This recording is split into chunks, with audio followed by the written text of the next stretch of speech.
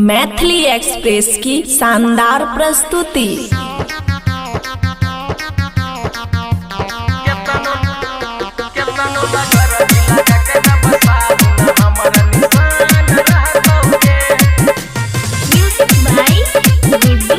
खुशी recording studio बलुआहा। दिल तोड़ के जब भी ससुरा हमर याद अतौगे,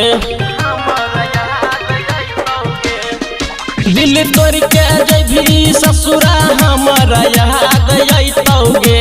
हाँ हाँ याद अतौगे कि केतनो लगर भी लगा के डब साबुन हमर निशान रहतौगे, कि केतनो लगर भी लगा के डब साबुन हमर निशान रहतौगे।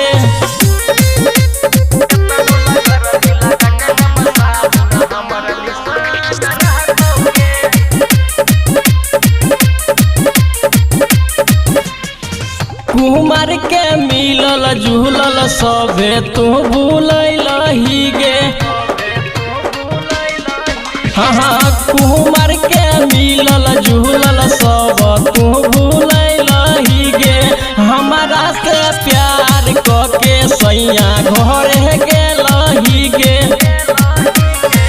भले दूर चल जेबही दिल तोरे साथ जैतौगे, कि केतनो लगर भी लगा के डब साबुन हमर निशान रहतौगे, कि केतनो लगर भी लगा के डब साबुन हमर निशान रहतौगे।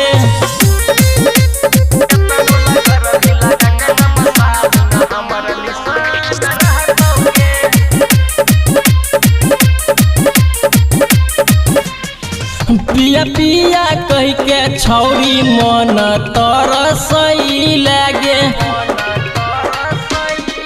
हाँ हाँ पिया पिया कह के छौरी मन तरसई लागे। बन गेल बेवफा कथिल क्रिया खई लागे।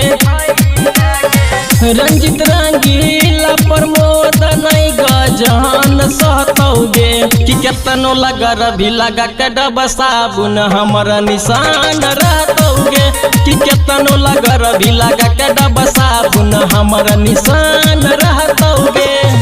खुशी रिकॉर्डिंग स्टूडियो बलुआहा।